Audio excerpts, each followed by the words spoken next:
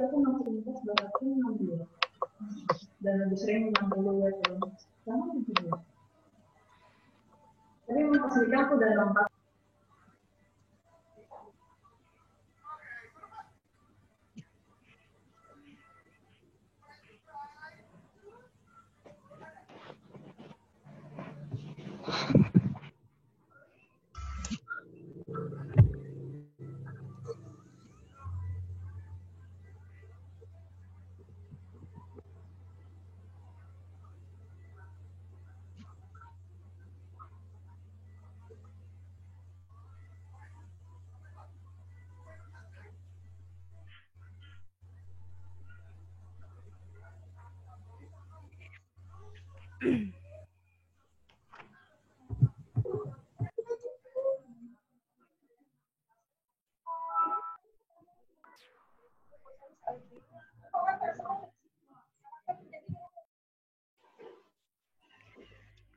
Bismillahirrahmanirrahim.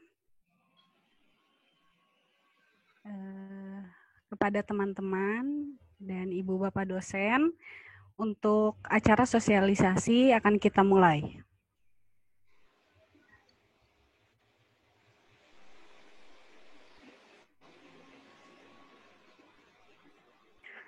Yang saya hormati Koordinator KP dan TA Program Studi Teknologi Pangan sekaligus pemateri Ibu Yelianti SSI MSI.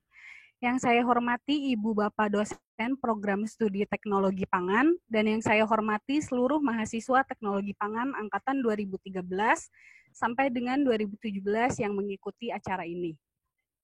Bismillahirrahmanirrahim. Assalamualaikum warahmatullahi wabarakatuh.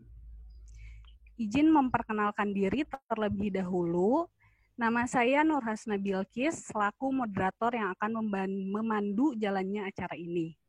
Puji dan syukur marilah kita panjatkan kepada Allah Subhanahu wa Ta'ala, karena berkat dan rahmat-Nya lah kita dapat melaksanakan acara sosialisasi KP, TA, dan SIKP-TA secara online dengan keadaan sehat dan insya Allah selalu dalam lindungan Allah Subhanahu wa Ta'ala dimanapun kita berada. Amin. Kegiatan sosialisasi ini dilaksanakan pada 2 waktu, yakni saat ini atau hari Senin 10 Agustus 2020 dengan pembahasan KP dan TA, serta akan dilaksanakan besok Selasa 11 Agustus 2020 dengan pembahasan SIKP-TA. Sebelum berlanjut, saya akan memaparkan susunan acara terlebih dahulu sebagai berikut. Yang pertama, pembukaan. Yang kedua, pemaparan materi sosialisasi. Yang keempat, tanya jawab. Dan yang terakhir, penutupan. Selanjutnya, memasuki acara inti, yakni pemaparan materi sosialisasi. Sebelumnya, saya akan menjelaskan teknis pelaksanaan sosialisasi ini adalah yang pertama, pemaparan materi sosialisasi akan dilaksanakan terlebih dahulu. Setelah materi selesai, akan dibuka sesi tanya jawab. Materi akan disampaikan satu persatu. Pertama, materi KP terlebih dahulu, dan yang kedua adalah materi TA. Pemaparan materi sosialisasi akan disampaikan oleh Koordinator KP dan TA Prodi Teknologi Pangan.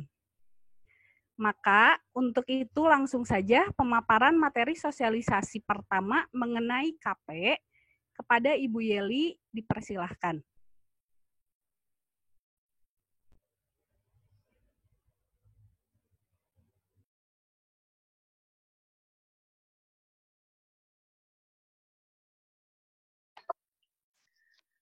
Baik, terima kasih.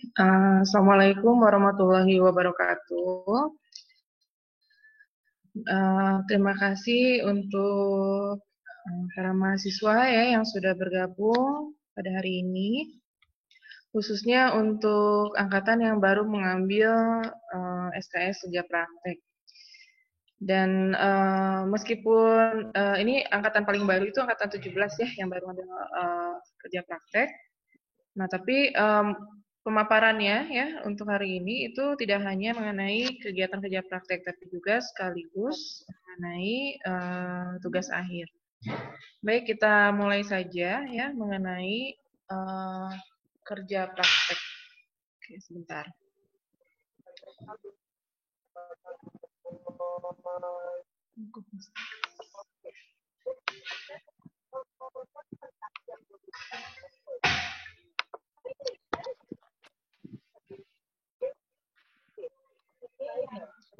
Baik, jadi mata kuliah kerja praktek ini, ya, ini biasanya itu diambil di semester 8 ya. Jadi kalau misalkan kita melihat susunan kurikulum itu ada di semester 8. Nah, tapi sebetulnya untuk kerja praktek itu masih mungkin untuk diambil di semester 7 jika persyaratan SKS itu sudah memenuhi. Untuk persyaratannya sendiri itu pertama SKS-nya itu 115 SKS. 115 SKS dan juga sudah menyelesaikan semua praktikum. Nah, khusus untuk tahun ini memang ada pengecualian ya, karena ada kondisi di mana mahasiswa itu belum bisa menyelesaikan praktikum ya.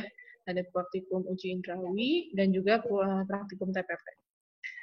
Nah, kemudian yang perlu diketahui oleh mahasiswa itu adalah mata kuliah ini itu SKS-nya itu adalah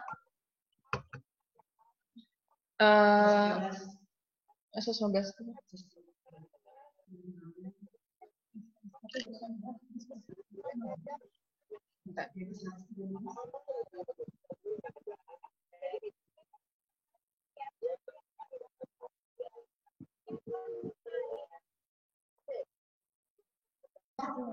Oke. Nah, kemudian di sini ya untuk nilai kerja praktek sendiri ya itu sebetulnya ada 3 komponen utama. Jadi untuk kerja praktek itu nilainya itu tidak sama dengan penilaian mata kuliah lainnya. Jadi kalau mata kuliah lain ada UAS ya, ada tugas dan sebagainya. Untuk kerja praktek itu penyusun nilai akhirnya itu ada 3. Pertama adalah nilai seminar kerja praktek. Kemudian yang kedua adalah nilai bimbingan dari pembimbing akademik. Dan yang ketiga adalah nilai lapangan yang didapatkan dari pembimbing lapangan di perusahaan tempat kerja praktek. Nah, jadi ada 3 komponen penilaian yang harus istilahnya diperhatikan. Kemudian, di mana mahasiswa bisa melakukan kerja praktek. Nah, sebetulnya secara umum ya memang diharapkan itu dilakukan kerja praktek di industri makanan dan minuman. Nah, kemudian juga, tapi sebetulnya tidak terbatas di industri saja. Mahasiswa juga bisa melakukan kerja praktek di instansi pemerintah ataupun institusi lain yang masih relevan atau ada keterkaitan dengan pangan. Nah, jadi sebetulnya tidak hanya terbatas dari industri makanan dan minuman saja. Jadi kalau misalkan karena kan kalian sudah melihat ya ada profil ya, ada profil lulusan. Kita punya 4 profil lulusan. Nah, keempat itu sudah mencerminkan istilahnya ya tempat kerja praktek ya sebetulnya. Jadi kalau misalkan birokrat ya, untuk kerja birokrat itu kita bisa melaksanakan kerja praktek di instansi pemerintah yang terkait pangan. Tapi ya, jadi birokratis ini juga instansi pemerintahnya bukan pemerintah semua departemen bisa dimasuki, tidak ya, tapi yang terkait pangan.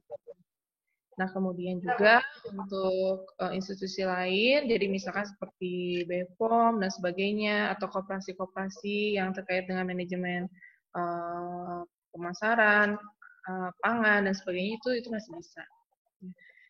Ya, nah, jadi sebetulnya luas ya untuk jenis tempat kerja praktek itu tidak terbatas pada pabrik saja.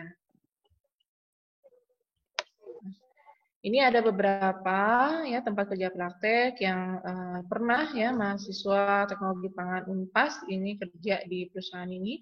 Jadi ada GNC, UGL, Ultrajaya dan sebagainya.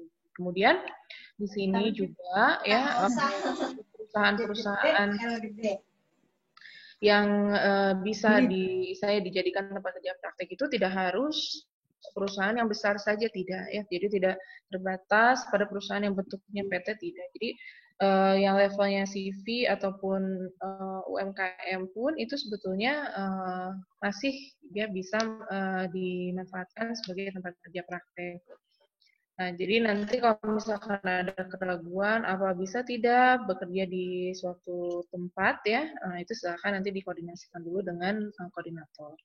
Nah, tapi kurang lebihnya, jadi sebetulnya kita sudah mahasiswa teknologi pangan Unpas ini sebenarnya sudah banyak ya yang pernah mencoba bekerja di beberapa perusahaan yang besar ini. Karena kemudian juga selain di perusahaan-perusahaan makanan dan minuman, nah di sini juga ada seperti institusi seperti Badan POM ya, itu pun kita masih bisa kerja praktek di situ.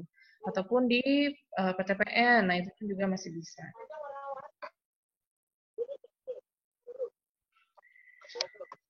Nah, kemudian bagaimana prosedurnya ya ketika mahasiswa akan mengajukan kerja praktek. Nah, jadi sebetulnya pengajuan kerja praktek itu bukan hanya melamar ke suatu perusahaan, tidak begitu ya. Jadi di sini ada keterlibatan antara dua pihak, yaitu Prodi Teknologi Pangan dan juga tempat kerja praktek. Nah, jadi pertama kali yang perlu kalian lakukan itu adalah menentukan tempat kerja praktek ya yang akan kalian apply ya atau lamar. Nah, setelah ditentukan, baru kalian sebaiknya bertanya dulu ya ke pihak perusahaannya, persyaratan apa saja yang diperlukan ya untuk melamar kerja praktek di perusahaan tersebut. Nah, mengapa ini penting? Karena setiap perusahaan itu memiliki ketentuan yang berbeda-beda ya. Jadi ada persyaratan yang administrasi yang cukup lengkap, ada juga yang cukup simpel gitu ya. Nah, itu semua harus diikuti oleh mahasiswa. Nah, kalau misalkan ya, dan sebetulnya hampir semua tempat kerja praktek itu akan meminta surat pengantar dari program studi. Nanti setelah kalian sudah menentukan tempat kerja prakteknya di mana, dan juga sudah bertanya bagaimana prosedur pengajuan di tempat kerja praktek tersebut, itu kalian bisa selanjutnya adalah membuat surat pengantar dari prodi. Nah, untuk pembuatan surat pengantar ini itu bisa langsung menghubungi pihak tata usaha ya, khususnya itu adalah Pak Yusuf. Nah, kemudian setelah mendapatkan surat pengantar, baru kalian memproses ya, mengapply ke tempat kerja praktek yang tadi sudah istilahnya ingin kalian sudah kalian tentukan. Nah, setelah itu mahasiswa harus menerima harus bisa menunjukkan surat penerimaan atau keterangan penerimaan dari tempat kerja praktek yang sudah dituju sebelumnya. Nah, kemudian di sini setelah diterima oleh tempat kerja praktek, itu langkah selanjutnya itu kalian tidak bisa langsung untuk kerja praktek di perusahaannya ya. Nah, di sini setelah mendapat surat penerimaan itu, kalian harus mengajukan pembimbing akademik. Nah, pembimbing akademik ini siapa? Pembimbing akademik ini adalah dosen di Prodi Teknologi Pangan. Nah, jadi di sini pada saat kalian melaksanakan kerja praktek ini, kalian akan mendapatkan dua pembimbing. Pertama, pembimbing di lapangan di perusahaannya, itu nanti perusahaannya sendiri yang akan menentukan. Dan yang kedua adalah pembimbing akademik. Nah, di sini untuk pengajuan pembimbing akademik itu harus dilakukan sebelum kalian mulai kerja praktek. Nah, jadi setelah pengajuan pembimbing akademik, itu kalian akan mendapatkan SK dosen pembimbing akademik. Nah, setelah mendapatkan SK ini, kalian sebaiknya menghadap dulu ya pembimbing akademik. Nanti oleh pembimbing akademik atau oleh dosen itu akan diberikan pengarahan bagaimana kerja praktek itu akan dilakukan dan kemudian bagaimana mengenai bimbingan dan sebagainya. Nanti setelah kalian menghadap pembimbing akademik, kalian baru bisa mulai kerja praktek. Nah, pada saat kalian melakukan menghadap pembimbing akademik, kalian juga harus menyerahkan SK dosen pembimbing akademik ke dosen yang bersangkutan. Nah, jadi setelah ini baru kalian boleh mulai kerja praktek. Beberapa hal yang harus diperhatikan ya pertama adalah jenis tempat kerja prakteknya. Jadi tadi yang sudah saya paparkan bahwa sebetulnya tempat kerja praktek itu tidak terbatas pada industri pangan saja, ya. Jadi boleh institusi pemerintah ataupun instansi lain ya yang terkait dengan pangan. Nah, kemudian waktu dan lama kerja praktek itu juga harus diperhatikan. Pertama, waktunya itu kapan? Nah, jadi di sini ya lama kerja praktek itu idealnya 1-2 bulan ya. Nah, ada beberapa tempat kerja praktek itu sampai 3 bahkan sampai 6 bulan itu ada. Ya, nah tapi perlu diperhatikan bahwa idealnya itu 1-2 bulan. Nah, kenapa sebaiknya tidak memilih tempat kerja praktek yang terlalu lama ya? Itu karena nanti akan berpengaruh pada kegiatan kuliah mahasiswa ya. Jadi karena semester pada saat pengambilan kerja praktek ini ada beberapa mahasiswa yang pasti masih mengambil mata kuliah. Apalagi kalau misalkan mahasiswa itu mengambilnya di semester 7 ya, di mana semester 7 itu ada mata kuliah PIP ya dan beberapa mata kuliah lain yang memang misalnya adanya di semester 7. Jadi sebetulnya belum selesai ya untuk kegiatan kuliah belajar mengajarnya itu masih belum selesai. Nah, jadi untuk kerja prakteknya diharapkan tidak terlalu lama, 1-2 bulan itu sudah lebih dari cukup. Nah, kemudian di sini untuk waktunya sendiri, nah jadi kapan ya? Nah, idealnya itu memang sebaiknya sebelum dimulai kegiatan kuliah di semester baru. Nah, jadi kalau misalnya kalian mengambil semester 7, berarti sebaiknya dilakukan kerja praktek itu sebelum mulai kuliah. Nah, tapi kalaupun memang istilahnya bersamaan ya, bentrok dengan waktu kuliah, nah itu bisa melakukan atau bisa mengurus yang namanya dispensasi. Nah, jadi pada saat kuliah normal ya, pada saat tidak daring itu memang ada beberapa mahasiswa masih membutuhkan waktu untuk melakukan kerja praktek. Jadi pihak prodi pun itu akan memberikan dispensasi ya sehingga mahasiswa itu diizinkan untuk tidak mengikuti kuliah beberapa pertemuan seperti itu. Nah, tapi karena saat ini kuliahnya daring ya, khusus untuk semester ini, maka sebetulnya ini kesempatan yang cukup baik ya untuk para mahasiswa bisa istilahnya melaksanakan kerja praktek bersamaan dengan kuliah. Nah, tapi bukan berarti juga ya istilahnya tidak menjadi terbengkalai, tidak ya, tetap yang namanya meskipun kuliah daring itu tetap harus bisa istilahnya bertanggung jawab ya untuk kuliahnya. Oke. Nah, kemudian bagaimana pelayanan administrasi terkait kerja praktek? Pertama ya, untuk surat pengantar prodi itu tadi ya sudah dijelaskan bahwa bisa menghubungi Pak Yusuf ya, ini nomornya, nanti kita akan share ya untuk materinya. Nah, kemudian untuk pengajuan pembimbing akademik itu akan dilakukan melalui sistem Sikapeta ya. Jadi Sikapeta ini nanti besok ya itu kita akan jelaskan bagaimana teknis penggunaannya. Nah, tapi untuk pengajuan pembimbing akademik itu akan melalui Sikapeta. Nah, setelah itu kalian harus mengkonfirmasi melalui email ya. Subjeknya sekian. Nah, nanti setelah itu kalian akan menerima SK pembimbing akademik dari koordinator. Nanti di email masing-masing itu akan ada SK pembimbingnya. Nah, kemudian ini ada gambaran sedikit ya. Jadi apa yang harus dilakukan pada saat kalian kerja praktek?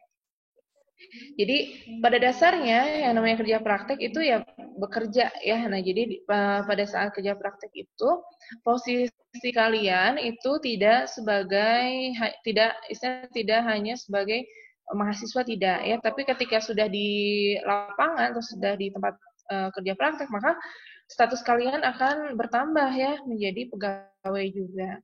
Nah, jadi di situ kalian akan istilahnya ya diperlakukan ya kurang lebih akan mungkin sama ya dengan pekerja lainnya. Dan juga mungkin kalian akan diberikan tanggung jawab ya, 1 atau 2 tanggung jawab yang akan diberikan oleh perusahaan masing-masing. Nah, kemudian ya, yang paling penting pada saat kerja praktik itu adalah itu kalian memanfaatkan ya waktu selama di perusahaan itu untuk mempelajari ya semua aspek di perusahaan. Nah, jadi kalau misalkan di perusahaan industri pangan ya itu semua aspek itu kalian amati ya, pelajari. Nah, jadi mulai dari bahan baku, storage, proses ya, mesin, analisis, QA, QC ya. Kemudian juga untuk distribusi, pemasaran, manajemen, dan juga bahkan untuk pengolahan limbah. Nah, jadi semua aspek di industri tersebut itu kalian harus perhatikan dan pelajari. Nah, bagaimana kalau di instansi pemerintah? Ya sama, di instansi pemerintah pun semua aspek yang terkait yang berlangsung di instansi tersebut itu juga harus kalian ketahui, gitu ya. Nah, kemudian pada saat kerja praktek pun itu ada satu hal ya yang menjadi kewajiban kalian itu adalah melakukan tugas khusus. Nah, jadi tugas khusus di sini itu ya sebagai pengaya ya. Jadi kalian akan bisa diberikan tugas khusus untuk ya sebagai bahan evaluasi juga ya, bagaimana menerapkan hasil kuliah di lapangan atau di industri. Nah, kemudian apa sih yang dimaksud dengan tugas khusus? Tugas khusus itu sebetulnya ya tadi ya sebagai bentuk pengayaan dan juga evaluasi kalian, bagaimana kalian memahami untuk menerapkan semua materi kuliah dan kalian kan di lab. Nah, jadi di sini tugas khusus itu diutamakan berasal dari pembimbing lapangan. Nah, tapi setelah mendapatkan topik tugas khusus dari pembimbing lapangan itu harus disetujui oleh pembimbing akademik. Jadi harus dikonsulkan terlebih dahulu. Setelah disetujui baru dikerjakan. Nah, kemudian bagaimana kalau pembimbing lapangannya tidak memberikan tugas ya? Nah, itu kalian bisa meminta tugas khusus ke pembimbing akademik gitu. Oke ya. Nah, kemudian apalah yang harus dilakukan setelah kerja praktek? Nah, jadi setelah kalian selesai kerja praktek ya sebulan 2 bulan, itu apa yang harus dilakukan? Nah, sebetulnya setelah melakukan kerja praktek itu, hal yang perlu kalian siapkan selanjutnya adalah laporan kerja praktek. Nah, di mana sistematikanya itu nanti akan ada ya panduannya. Kemudian nanti dalam penyusunan laporan kerja praktek ini itu akan dibimbing oleh pembimbing akademik. Nah, kemudian setelah selesai membuat laporan kerja praktek, itu kemudian kalian harus melakukan seminar kerja praktek. Nah, jadi seminar kerja praktek ini tujuannya untuk apa? Itu ya sebagai evaluasi ya bagaimana kegiatan kerja praktek kalian. Jadi nanti kita juga akan lihat, juga akan evaluasi ya bagaimana kalian bisa memahami kegiatan-kegiatan yang ada di tempat kerja praktek masing-masing. Nah, untuk pelaksanaan seminar kerja praktek ini, kalian harus mendaftar terlebih dahulu melalui Sikapeta, ya. Nah, kemudian sebelum mendaftar, kalian harus pastikan bahwa ada persyaratan yang sudah dipenuhi. Pertama, itu harus melakukan bimbingan, itu minimal 5 kali. Ya, baik itu pembimbing lapangan ataupun pembimbing akademik, dan kemudian melakukan kegiatan penunjang minimal 5 kali. Nah, kegiatan penunjang ini apa ya?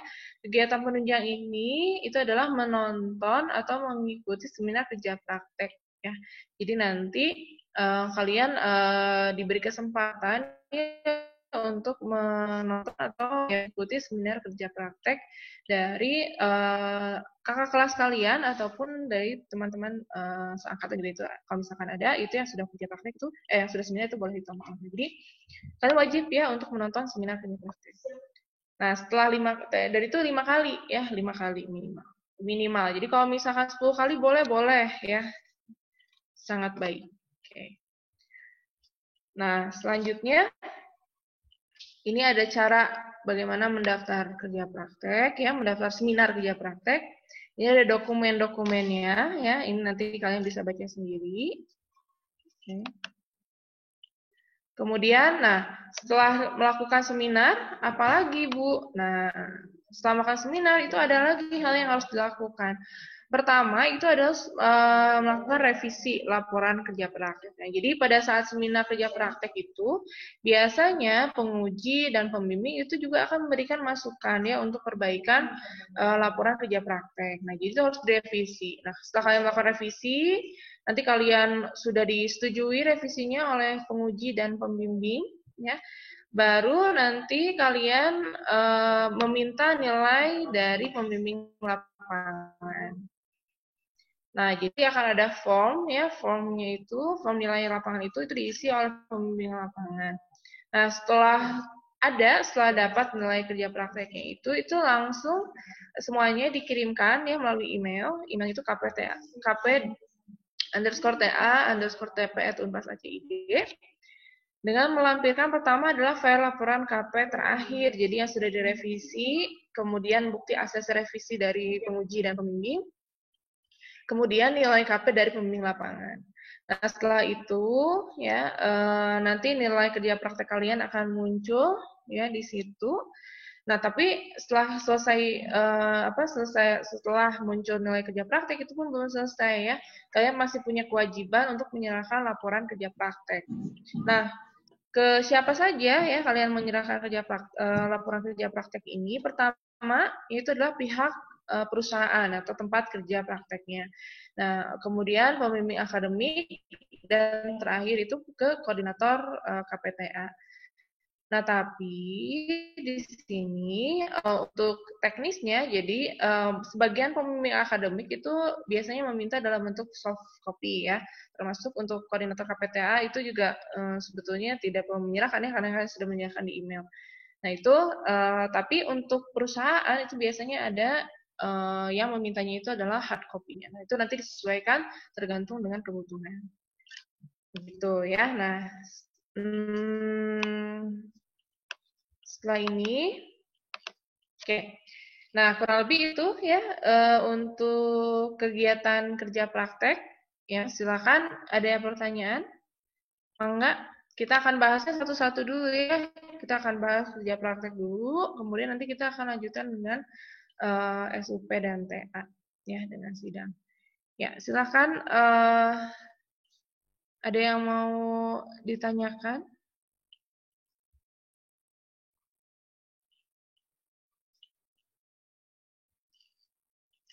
Oke, kalau misalkan ada yang mau bertanya itu boleh ya via chat. Itu oke atau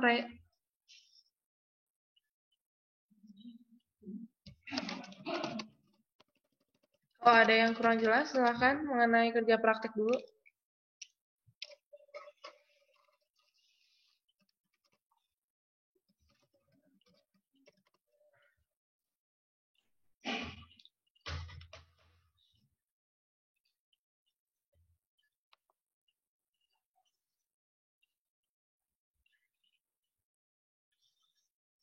Oke, sudah cukup jelas untuk kerja praktek? Oke, rasanya tidak akan sulit. Ya, oke. Oke ya, saya akan jawab dulu ya, ini yang sudah masuk. Untuk mendapatkan buku panduan didapat dari mana? Oke ya, nah jadi biasanya itu buku panduan itu didapatkan dari pihak himpunan ya. Oke. Nah, tapi untuk saat ini itu buku panduannya ya itu bisa nanti di-download ya. Jadi dapat di-download di Sikapeta. Tapi untuk saat ini sih memang belum saya unggah ya, tapi nanti saya akan segera mungkin saya akan upload di Sikapeta. Ya, jadi nanti pada saat kalian masuk Sikapeta kalian bisa download panduannya di situ semua ya, baik itu panduan KP, panduan TA ya, dan juga panduan menyusun skripsi. Oke.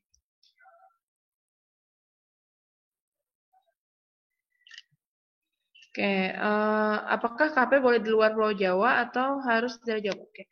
Nah, jadi kerja praktek itu boleh dilakukan di luar Jawa, boleh ya. Jadi apalagi kalau sekarang kalian misalnya sekarang kan lagi daring ya kuliahnya. Nah, kemudian kalian ada di misalkan memang tempat tinggalnya itu domisilinya di luar Bandung, di luar Jawa Barat. itu kemudian kalian mau kerja praktek di sekitaran situ juga boleh, ya tidak masalah. Jadi mau istilahnya bekerjanya di luar negeri pun juga boleh sebetulnya, ya kalau ada, ya. Oke, jadi sebetulnya tidak terbatas di daerah Bandung atau di Jawa Barat itu tidak. Jadi seluruh Indonesia boleh-boleh saja, ya.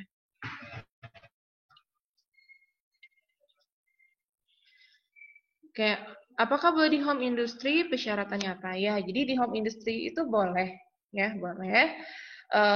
Kemudian ya jadi tidak harus dalam bentuk perusahaan besar, tidak ya. Home industry itu boleh, ya UMKM itu masih boleh. Persyaratannya apa? Asal ada namanya ya. Nah biasanya sih meskipun home industry mereka sudah punya ya istilahnya nama bukan nama perusahaan, ya nama perusahaan ya. Jadi misalnya badan usahanya apa atau nama CV-nya itu apa, itu yang penting itu ada, ya itu ada.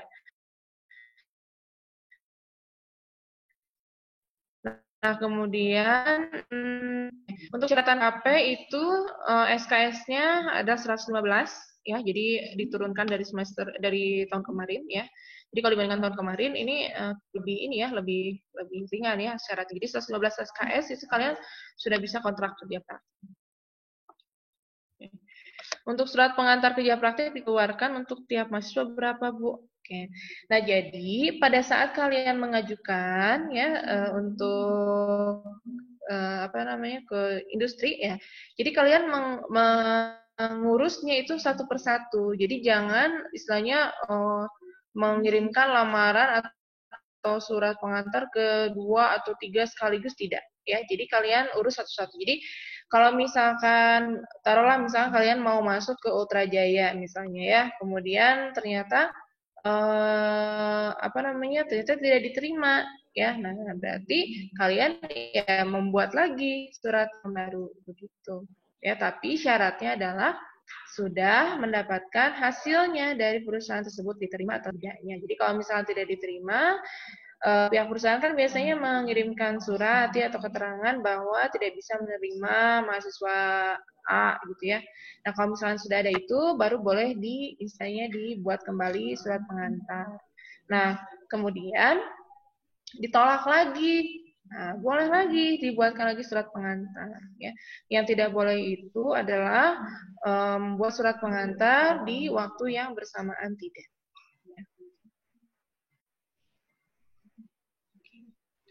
Nah, jadi untuk surat pengantar itu tiap mahasiswa berapa, yaitu disesuaikan dengan kebutuhan masing-masing. Nah, tapi tadi aturannya itu adalah diberikannya itu tidak secara paralel ya, tapi simultan. Oke, nah kemudian jika perusahaannya sama ada minimal orang tua. Oke. Nah, untuk saat ini ya khusus semester ini ada pembatasan. Jadi kalau misalkan suatu perusahaan ya diikuti oleh beberapa mahasiswa, misalkan dari mahasiswa TP-nya 5 orang itu boleh. Kemudian sampai 20 orang pun itu boleh. Jadi tidak ada pembatasan kuota selama memang ya pihak perusahaannya itu menerima.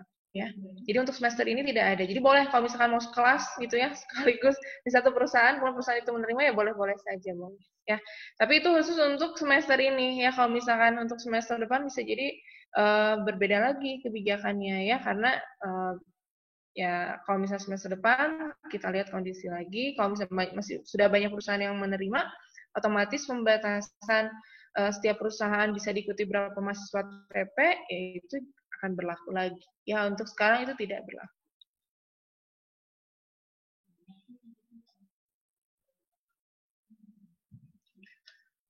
Oke, mengenai surat ini sudah. Ya.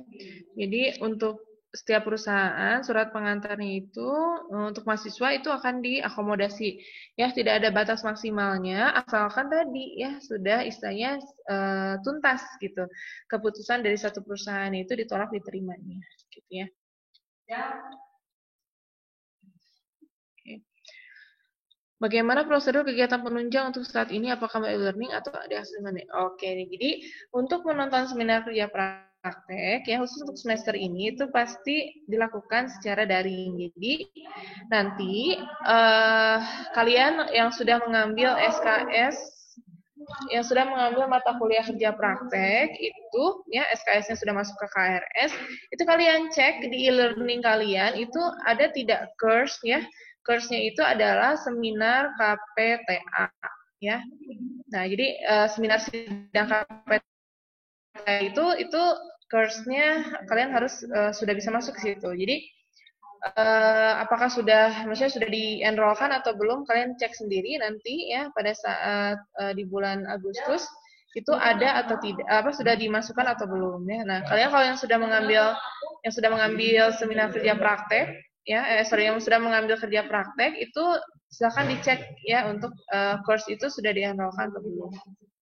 Nah, jadi nanti penunjangnya itu nanti kalian menonton atau ya istilahnya mengikuti seminar kerja praktek di e-learning.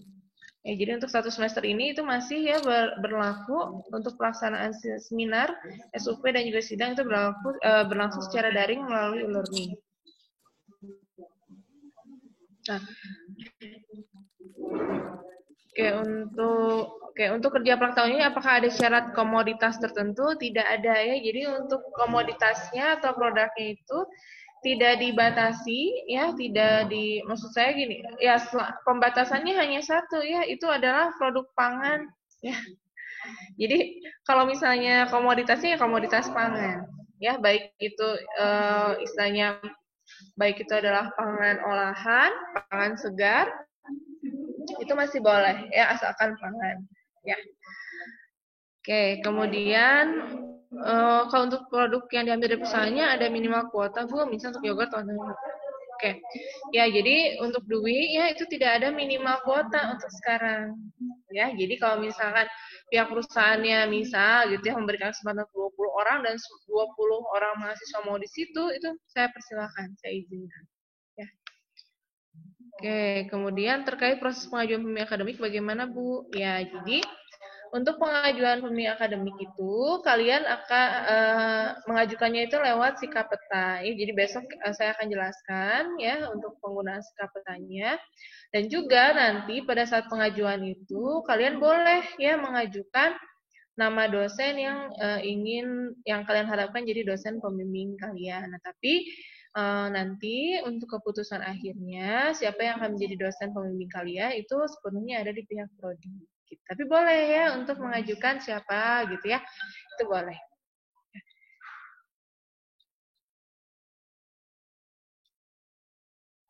Oke, Nur Fitria. Oke, kalau untuk dinas atau instansi pemerintah rata-rata tidak ada pengolahan. Nah itu bagaimana? Oke, ya jadi kalau misalnya untuk di instansi pemerintah ya itu bentuk laporannya ya format laporannya juga itu akan menyesuaikan, nanti akan ada format khusus ya untuk beberapa tempat kerja praktek yang bentuknya itu bukan industri pengolahan gitu ya, itu ada.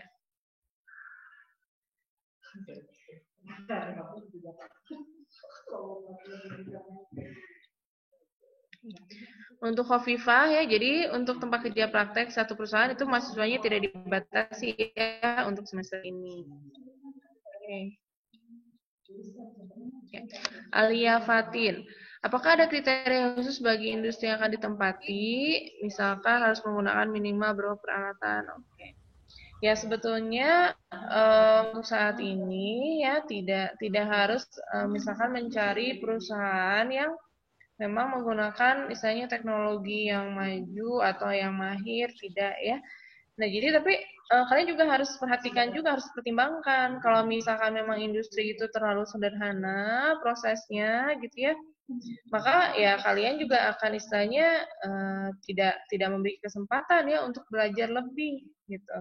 Kalau misalnya terlalu sederhana ya kalian juga akan kesulitan ya untuk istilahnya mendapatkan pengalaman yang lebih advance gitu ya dibandingkan dengan perusahaan-perusahaan yang teman-teman yang kerja di perusahaan yang misalkan proses pengolahan itu menggunakan peralatan yang lebih canggih.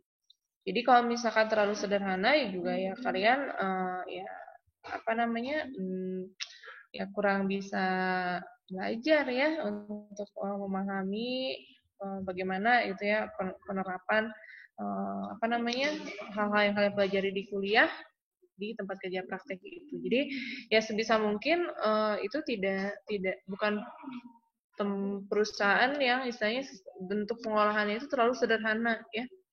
Tidak juga. Nah, kalian juga pasti sudah belajar ya bagaimana apa yang dimaksud dengan teknologi ya. Nah, jadi diharapkan memang industri tersebut meskipun kecil tapi di situ ada istilahnya ya proses yang melibatkan alat, tetapi alatnya tidak perlu yang advance juga tidak ya. Nah, kalau misalnya kalian masih bingung, itu boleh ya, istilahnya dikonsultasikan dulu ke saya ya untuk ya kita lihat ya, kita akses apakah tempat kerja praktek itu bisa bisa dipilih ya atau tidak. Oke, Vanessa, apakah kampus memberikan rekomendasi perusahaan untuk kerja praktek? Nah, jadi di sini memang mahasiswa itu diharapkan untuk mencari terlebih dahulu ya. Jadi mencari sendiri. Jadi nanti juga kalian akan istilahnya akan belajar juga ya bagaimana mencari tempat kerja ya. Kurang lebihnya begitu. Nah, tapi kalaupun misalkan mengalami kesulitan apalagi di masa sekarang, maka nanti kalian bisa istilahnya menghubungi saya ya. Nanti Prodi akan membantu ya. Jadi kita akan membantu solusinya agar kalian bisa mendapatkan tempat kerja praktek atau melakukan kerja praktek. Jadi jangan khawatir kalau misalkan taruhlah misalkan sudah mencoba kedua tempat ya, kemudian masih misalkan sudah bingung dan sebagainya, itu boleh untuk istilahnya berkoordinasi dengan saya, nanti saya akan bantu gitu. Nah, untuk yang direkomendasikan ya kita ada beberapa perusahaan yang sudah bekerja sama. Nah, tapi memang itu akan kami akomodasikan untuk yang memang kesulitan ya untuk mendapatkan tempat kerja praktek. Gitu. Tapi kalau misalkan masih bingung itu ada beberapa rekomendasi dari pihak prodi. Ya.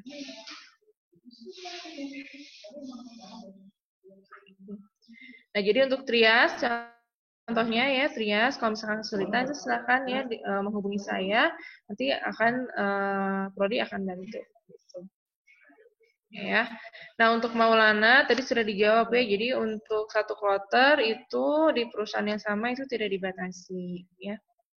Nah, kemudian produk yang sama boleh tidak? Nah, memang sebaiknya sih tidak. Tapi kalau misalkan di situ produknya istilahnya yang memang terbatas, ya, tapi memang perusahaan tersebut menerima banyak, yaitu ya silakan saja ya, tidak masalah, ya, tetap diperbolehkan. Ya, tapi sebisa mungkin memang produknya berbeda. Tapi kalau misalkan memang tidak ada, ya tidak apa-apa. Ya. Jadi boleh saja sama produknya. Nah, untuk kelengkapan persyaratan sidang, bebas biaya lab, bagaimana ya Bu? Oke, ini siapa ya? Galaxy A5. Oke. Nah, jadi di sini ya kita kan sekarang masih membahas mengenai KP ya, belum sidang. Oke, tapi nggak apa-apa. Saya jawab dulu, takutnya nanti lupa. Jadi untuk sekarang persyaratan sidang itu TOEFL boleh menyusul ya. Bebas biaya lab itu harus diurus ya, harus diselesaikan terlebih dahulu. Silakan menghubungi Ibu Isti. Kemudian untuk bebas perpustakaan itu boleh diselesaikan nanti pada saat setelah sidang gitu ya. Oke, apakah jika ini Nur Fitria Resta, apakah jika di instansi pemerintahan boleh di Dinas Pangan dan Peternakan atau di Dinas Ketahanan Pangan? Boleh ya. Jadi kalau misalnya kalian mau kerja praktek di situ itu boleh, diperbolehkan. Oke, Yasmina, kalau saya sudah disetujui pengajuan KP, tapi saya belum mengambil praktikum AP dan MPIP karena pada saat ini saya cuti. Oke, nah untuk Yasmina itu boleh menghubungi Ibu Ira dulu ya untuk berkonsultasi ya. Oke, karena kebijakannya itu untuk untuk persyaratan ini ada di Ibu Ira ya.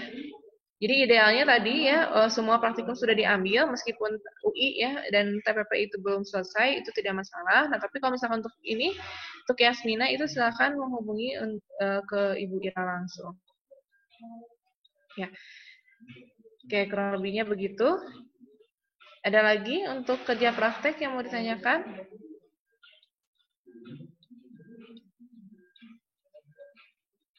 Oke ya.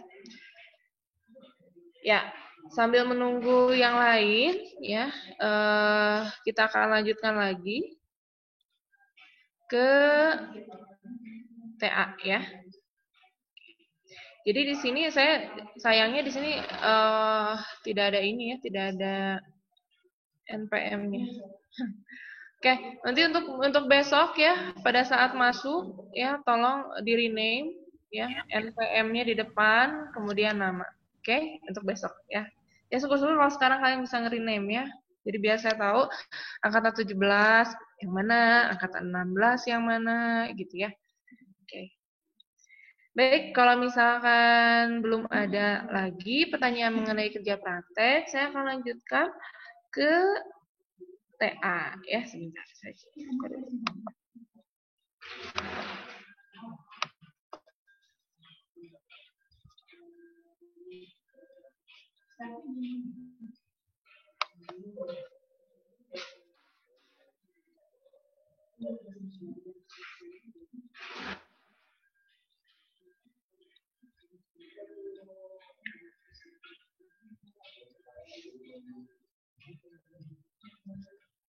Oke ya.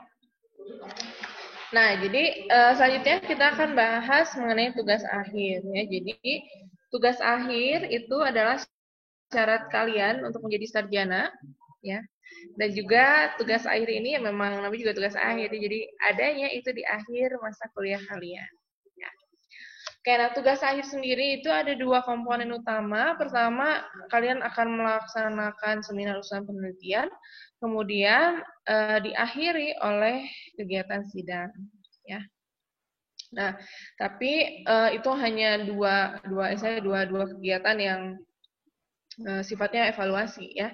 Nah, tapi yang terpenting di sini ya untuk tugas akhir itu kalian akan belajar bagaimana kalian melakukan suatu penelitian. Nah, itu ya yang utama.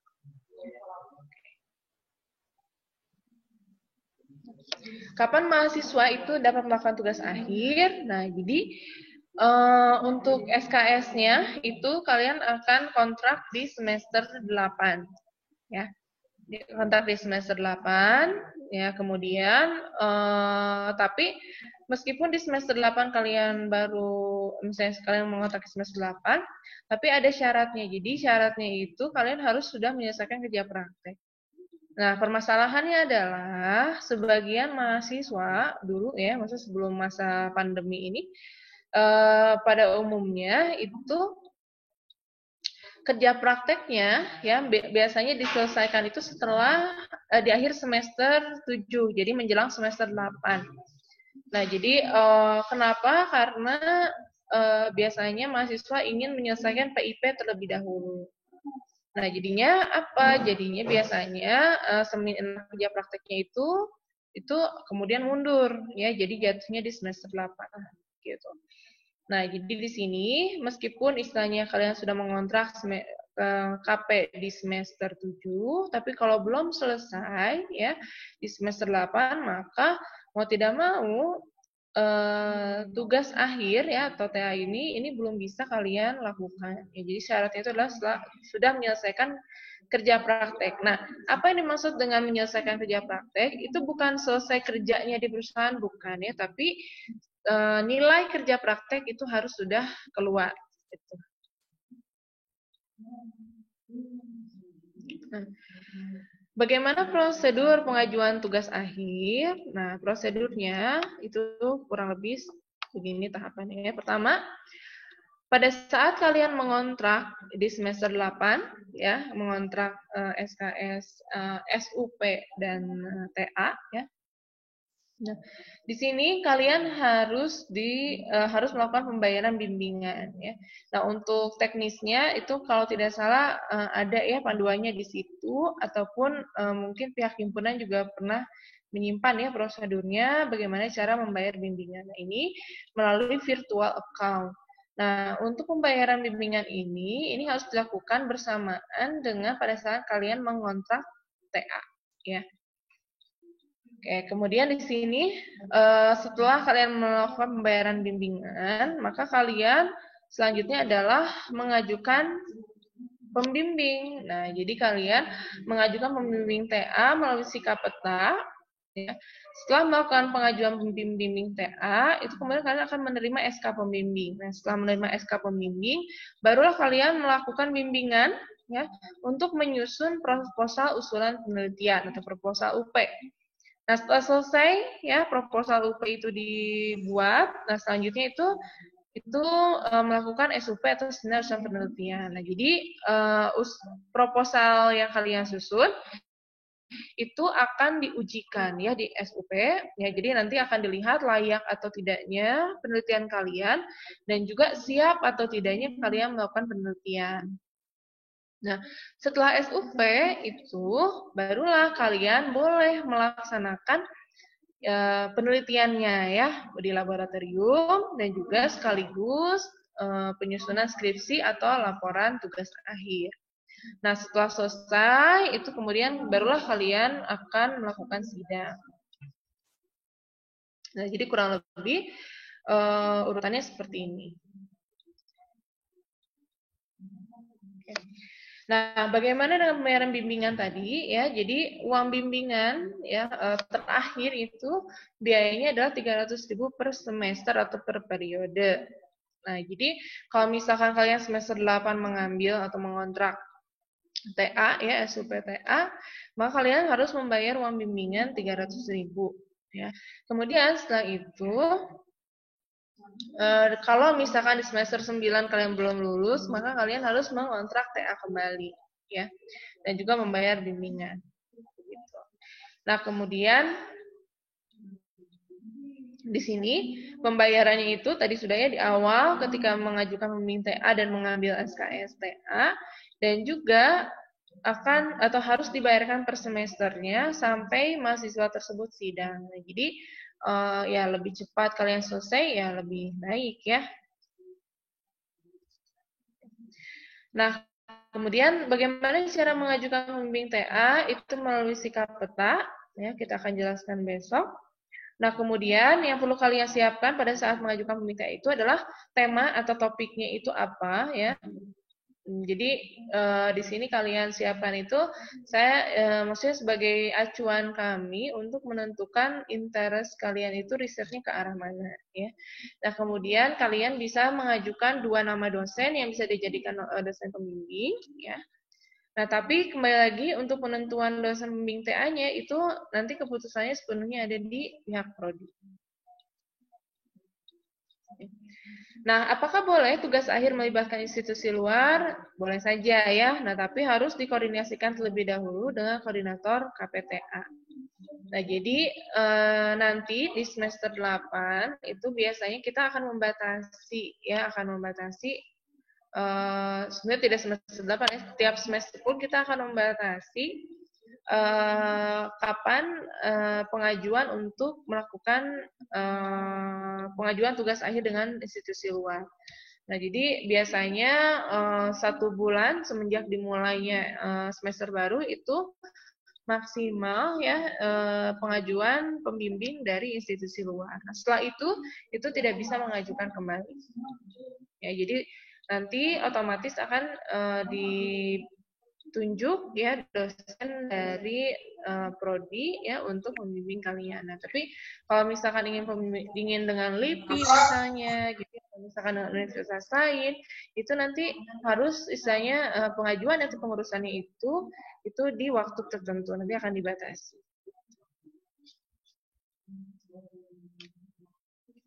Nah, kalau misalkan kita atau mahasiswa yang melaksanakan tugas akhir dengan institusi luar, maka ada beberapa hal yang harus diperhatikan. Pertama, pembimbing dari luar itu harus memiliki kualifikasi minimal S2 ya, dan juga nanti pada saat susunan pembimbing itu pembimbing luar akan menjadi pembimbing kedua ya, atau pembimbing pendamping. Nah, kemudian untuk pengajuan SK pembimbingnya, kalau misalkan untuk dari luar itu harus ada surat rekomendasi dari institusi luarnya, ya, dan juga CV pembimbing luar dan juga judul atau topik sementara yang akan dilakukan di institusi tersebut. Ya.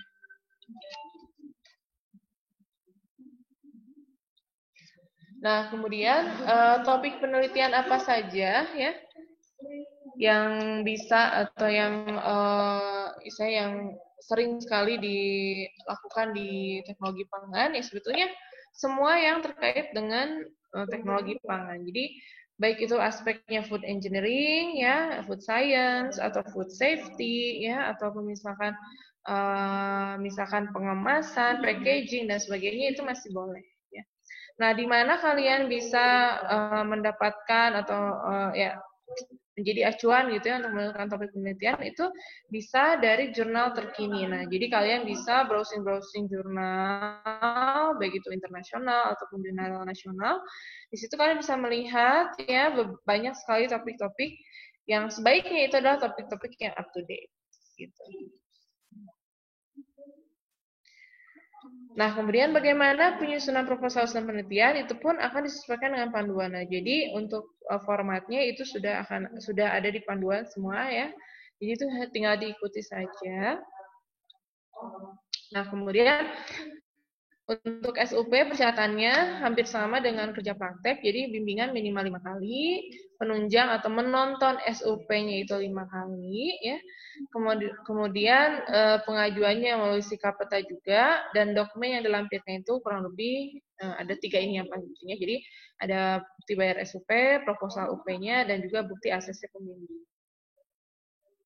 Nah, kemudian apa yang harus dilakukan setelah melakukan SUP?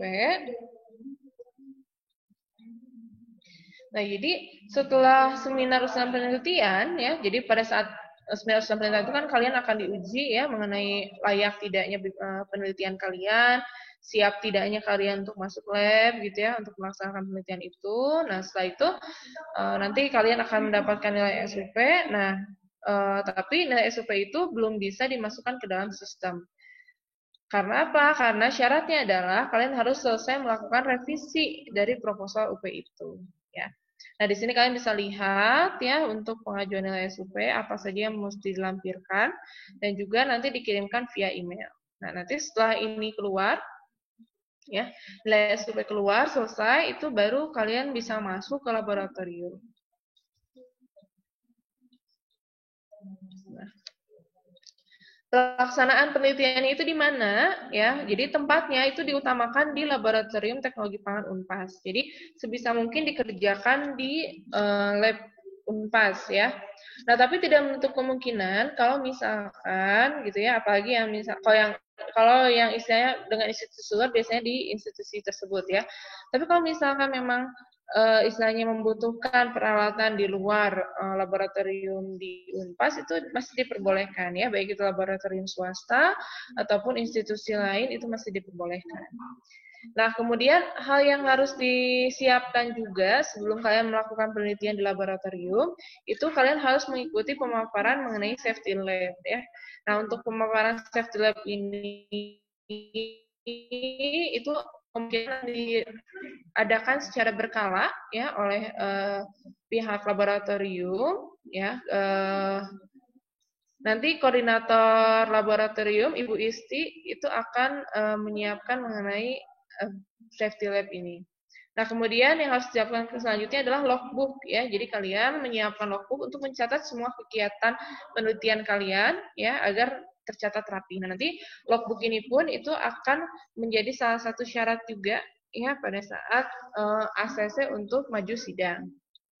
Nah, kemudian hal penting lainnya ya, yaitu tadi ya logbook itu harus diisi dengan rapi ya, dengan tertib. Jadi semua yang kalian lakukan ya itu harus dicatat di situ dan kemudian juga dokumentasi penelitian. Nah, jadi misalkan pada saat kalian mengerjakan itu difoto misalnya atau divideokan. Kemudian juga pada saat kalian melakukan sudah menghasilkan produknya, pada saat kalian analisis dan sebagainya itu didokumentasikan dengan baik. Nah, itu penting sekali.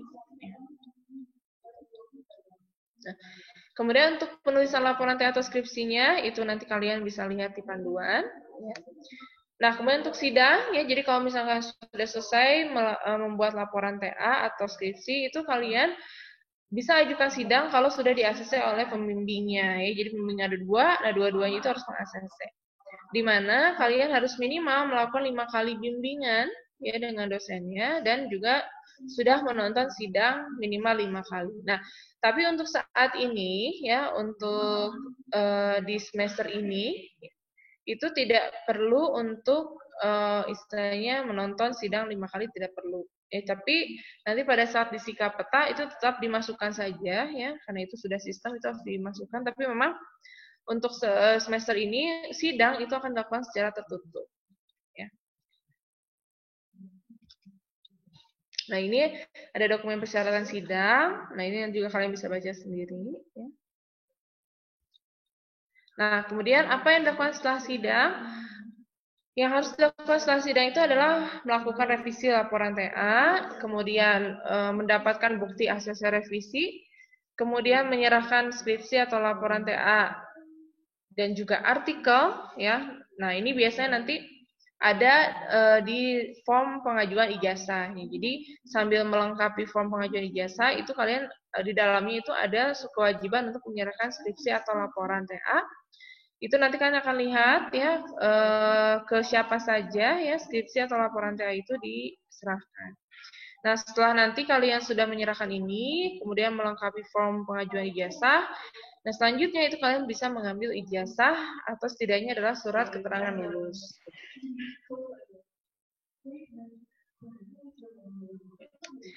Baik, ada pertanyaan?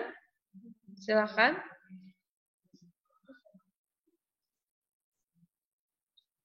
Oke ya, kita lihat. Baik, ada pertanyaan mengenai TA? Oke, kalau untuk angkatan berapa ya? Untuk angkatan 16 mungkin sudah pernah ya mendapatkan pemaparan ini. Bahkan angkatan 16 juga baru rata-rata baru mulai TA-nya sekarang ya di semester 9 ya. Oke. Ya, ada yang mau ditanyakan silakan.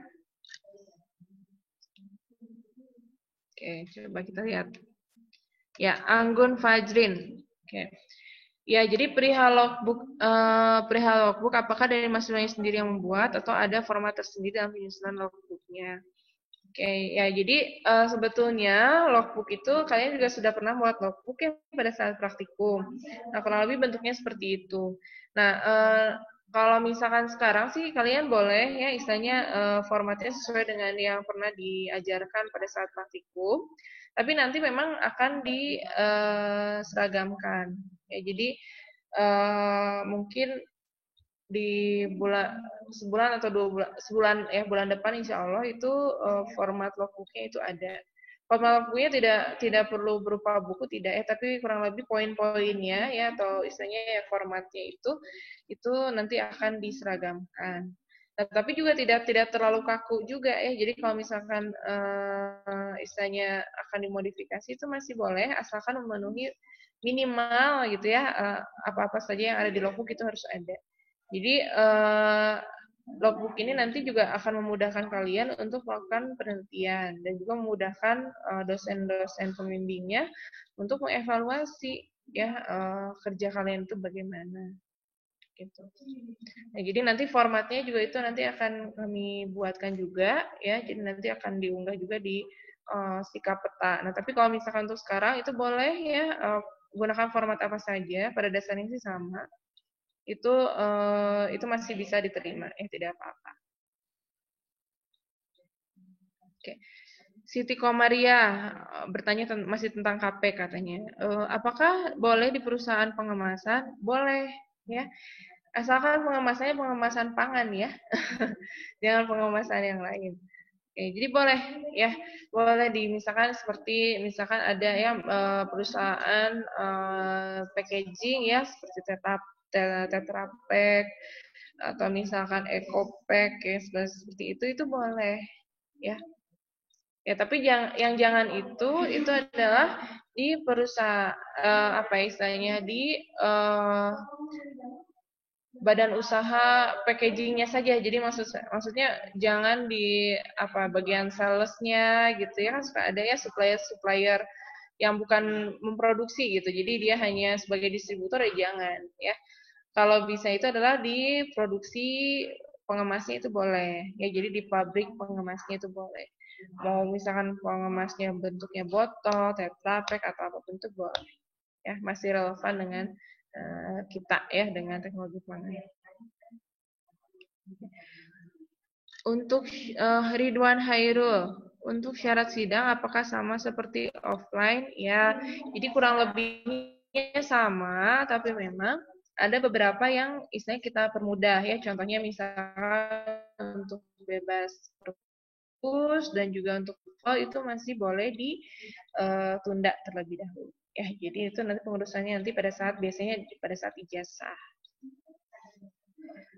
Oke, kemudian Fadrin, ya Fadrin.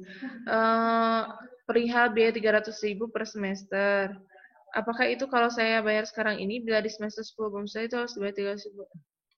Iya, jadi misalkan begini, kalau kalian mengontrak semester 9 ya, kalian bayar bimbingan di semester 9. Nah, maka di semester 10 kalau kalian belum lulus ya, jadi sudah masuk lagi di semester 10, maka kalian harus perwalian lagi ya. Jadi kalian tidak kena 0 SKS. Jadi kalian harus mengambil lagi SKS TA dan juga bayar uang bimbingan 300.000. Ya. Termasuk untuk KP, untuk kerja praktek juga sama. Jadi kalau misalkan kerja praktek kalian ambil di semester 7, semester 8 masih belum seminar, ya, otomatis itu harus mengambil lagi SKS KP di semester 8-nya. Jadi kalau semester 7 sudah ngambil tapi belum lulus, semester 8 harus ngambil lagi KP-nya. Gitu, ya.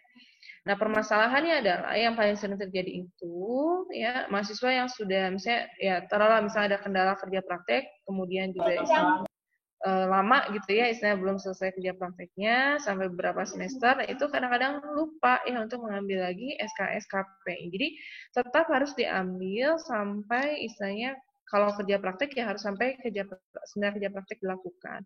Kalau untuk TA itu terus diambil sampai sidang gitu. Jadi kalau misalkan ya semester sekarang nih semester 7 ya, kalau semester 7 kan rata-rata untuk angkatan 17 mengambilnya KP ya. Nah, jadi kalau misalkan nanti di semester 8 angkatan 17 mengambil TA, nah kemudian belum selesai di semester 8 TA-nya belum sidang juga. Masuk ke semester 9, maka di semester 9 kalian bayar lagi 300.000 dan juga SKS TA-nya itu mengambil lagi gitu.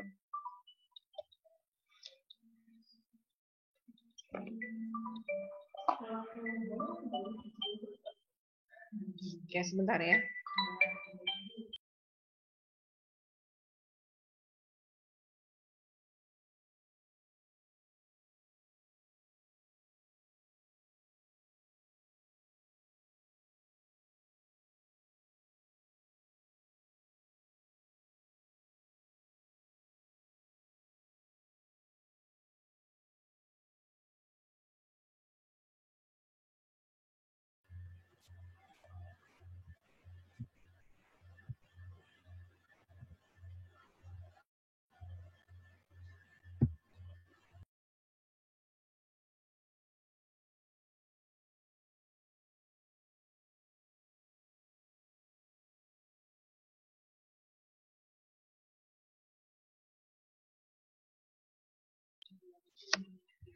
Oke ya, jadi untuk Fadri nih, jadi selama kalian belum selesai TA-nya, jadi kalau kalian masih belum sidang juga, ya kalian harus melakukan perpanjangan begitu ya. Nah, untuk Ainal Yakin, bolehkah di tempat kerja praktik di perusahaan flavor? Boleh sekali, ya. Perusahaan BTP juga boleh, ya.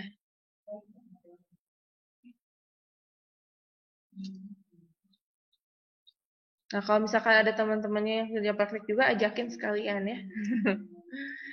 Oke, nah kemudian untuk Gita, untuk sidang dilaksanakan secara tertutup, apakah sebenarnya diadakan gladi? Saya tidak terbayang pelaksanaannya bagaimana. Oke, baik ya. Nah, jadi untuk pelaksanaan sidang secara online ya, khusus untuk semester ini mungkin ya, semoga semester depan tidak online lagi ya. Jadi untuk online itu nanti akan diberikan panduan ya, akan diberikan panduan. Nah, kemudian juga sebetulnya sih untuk diadakan gladi sebenarnya bisa saja, tapi memang karena tidak ada apa namanya tidak ada yang bisa mendampingi. Jadi nanti setiap mahasiswa itu akan diberikan kesempatan khusus untuk sidang itu ya 2 jam sebelum sidang itu akan dibuka ruang sidangnya ya di e-learning. Nah, jadi nanti bisa dicoba di situ. Ya, jadi dipraktekkan panduannya bisa di-download di Sikapeta. Kemudian nanti dipraktekkan, nah kurang lebih 2 jam itu kalian bisa digunakan untuk gladi ya. Jadi kalau misalkan masih bingung pun itu kalian bisa mengikuti SUP ya. Jadi kurang lebihnya sama isinya begitu. Ya, jadi tidak ada sesuatu yang beda tidak ya, tapi ya bedanya sih hanya isinya saja. Jadi yang diujikan ya, kemudian juga nanti sidang itu dilaksanakan secara tertutup. Begitu. Ya. Oke. Mengenai kafe, apakah bisa di tempat seperti restoran atau kafe? Oke. Nah, jadi di sini ya untuk restoran atau kafe ini memang kita harus lihat dulu ya kondisi kafenya itu seperti apa. Kafe. Bukan kafe. Atau restoran itu seperti apa. Jadi maksudnya restoran di sini kalau rumah makan biasa atau restoran biasa itu seperti Padang atau restoran itu rasanya sih tidak bisa ya. Nah, tapi beda halnya kalau misalkan restonya itu misalkan yang khusus misalnya seperti resto yang bentuknya franchise ya, franchise atau fast food. Nah, di situ kan ada istilahnya kita sebut dengan chain supply gitu ya. Kemudian juga ada QC-nya, QA-nya dan sebagainya. Kemudian ada distribusinya, kemudian ada juga produksinya ya. Itu masih boleh ya, tapi kalau misalnya untuk di restorannya sendiri atau kafe itu masih belum bisa ya gitu. Oke, untuk dari Kasianti apa perihal diskon 300.000 setelah membayar DPP apakah bisa digunakan untuk bayar buat, soalnya biaya DPP tetap sesuai. Sebentar.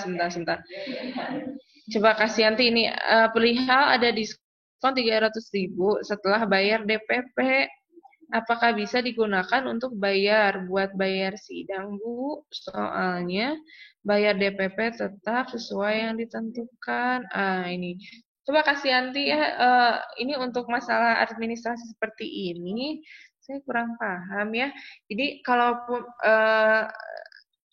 misalkan begini, kalau misalkan DPP-nya didiskon ya, didiskon itu, nah nanti diskon 300.000-nya itu kan kalau tidak salah kan jadi cashback ya, atau apa ya, saya kurang paham juga. Nah, tapi pada saat buat bayar sidang itu akan berbeda rekeningnya gitu. Jadi kalau misalkan mau pun diselesaikan satu-satu ya Kasianti gitu. Jadi kalau misalkan memang masalah diskon DPP ya selesaikan dulu gitu ya, bereskan dulu, dapatkan dulu diskonnya gitu. Terus kemudian untuk bayar sidang itu silakan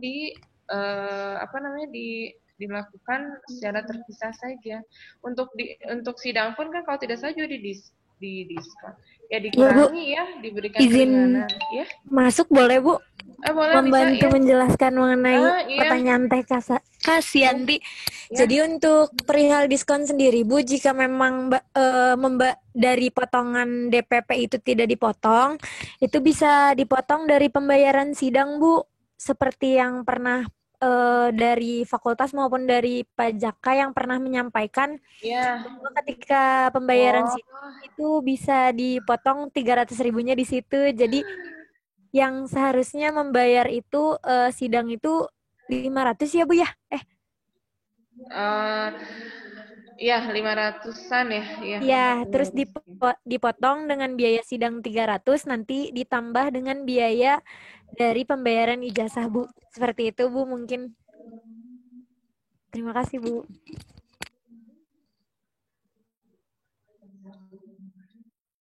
Oke ya, nah jadi nah saya ini mengenai, nah ini ya kalau misalnya mengenai teknisnya itu saya memang kurang paham ya untuk teknis administrasi itu. Tapi rasanya sih kalau memang ada kebijakan begitu, nanti biasanya sih otomatis dari itu pihak dengan pajak ya dengan sekjur. Jadi kasih nanti bisa koordinasinya dengan Pak Sekjur saja. Ya itu bagaimana? Karena yang kemarin pun yang sudah bayar full juga kan dikembalikan ya untuk yang sudah sidang. Ya, jadi silakan ya untuk Kastrianti ke Pajaka saja. Ini saya administrasi ini kurang paham ya untuk teknisnya administrasi. Oke. Nah, kemudian Rizky Hamdani untuk surat rekomendasi dari instansi luar itu maksudnya bagaimana ya Bu? Terima kasih. Oke, jadi maksudnya begini, begini. Jadi untuk pembimbing dari luar itu ya, jadi misalkan nih kalau misalnya dari LIPI, nah jadi kami akan membuatkan SK pembimbing jika dari LIPI itu sudah ada pernyataan bahwa memang mahasiswa yang bersangkutan sudah diterima untuk dibimbing atau diajak penelitian di situ, begitu. Ya, maksudnya itu surat rekomendasi itu. Ya. Oke, jadi kita juga kita tidak akan mengeluarkan SK pembimbing, ya SKTA, kalau misalkan dari pihak LIPI-nya misal itu belum ada kepastian bahwa kalian itu memang sudah diterima di situ, gitu ya untuk melakukan TA. Dan juga kalau misalkan pagi belum dapat pembimbing, ya aduh ya. Jadi setidaknya itu sudah diterima saja di institusi itu untuk melakukan penelitian itu boleh. Ya. Dan misalkan dari IPB misalnya, pihak IPB-nya misalkan sudah menyatakan bahwa memang mahasiswa A itu akan diikutkan di proyek penelitian dosen siapa gitu ya. Nah, itu baru kita akan fasilitasi untuk pembuatan SK TA-nya atau SK pembimbingnya. Oke, ada maksimal minta surat dispensasi tidak Bu? Apabila KP berbarengan dengan mata kuliah? Iya. Nah, jadi di sini surat dispensasi itu biasanya kalau offline gitu ya, kalau kita tatap muka gitu di kelas, itu rata-rata maksimal itu 1 bulan ya, jadi 4 minggu. Jadi 4 kali pertemuan itu boleh tidak ada. Nah, tapi kalau misalkan daring seperti ini ya rasanya sih seharusnya gitu ya kalian juga bisa mencoba untuk ya mengatur-ngatur gitu ya untuk waktu kan tidak semua sinkron ya untuk proses kuliahnya. Nah, itu kalian bisa sebetulnya tidak perlu dispen untuk semester ini sebetulnya. Tapi kalau misalnya masih perlu juga itu bisa ya mengurus ke TU itu akan diberikan kesempatan adalah selama 4 kali pertemuan atau 4 minggu gitu ya.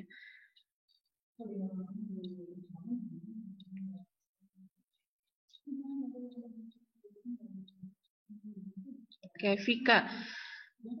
Kalau tidak perwalian TA di semester selanjutnya bagaimana ya Bu? Karena semenjak saya mengambil TA hanya sekali saja Bu perwaliannya. Ya, nah jadi ini ya yang memang sedikit keliru ya. Vika, sebentar ya. Mumpung Ibu jarinya ada di sini.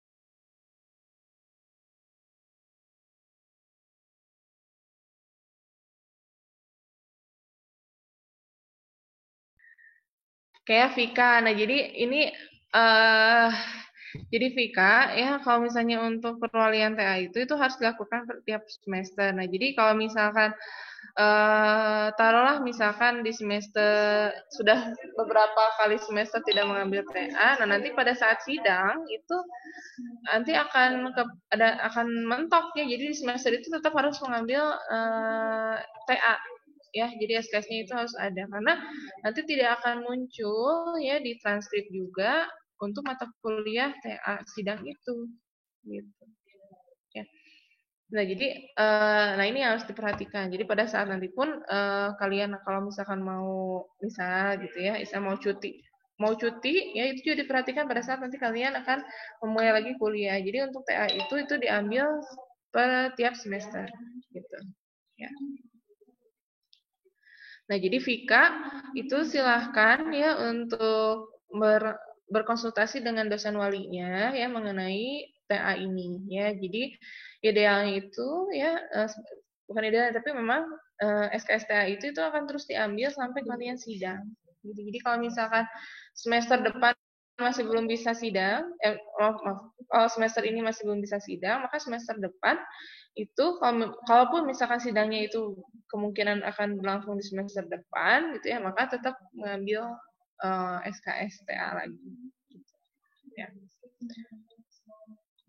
Oke, untuk Nur Fitria Resta, untuk pembimbing akademik satu orang satu atau dalam satu tempat boleh sama pembimbingnya. Ini pembimbing KP ya, Nur Fitria ya. Oke. Nah, jadi untuk pembimbing akademik itu untuk setiap orang itu akan berbeda. Jadi meskipun di satu perusahaan yang sama, misalnya gitu ya di Ultra Jaya kalian ada berlima misalkan kerja praktek di situ. Nah, untuk pembimbing lapangannya sih mungkin bisa sama ya, itu terserah perusahaannya. Tapi kalau misalkan untuk pembimbing akademiknya itu akan beda-beda. Ya, jadi kita akan coba untuk ya dibedakan gitu ya.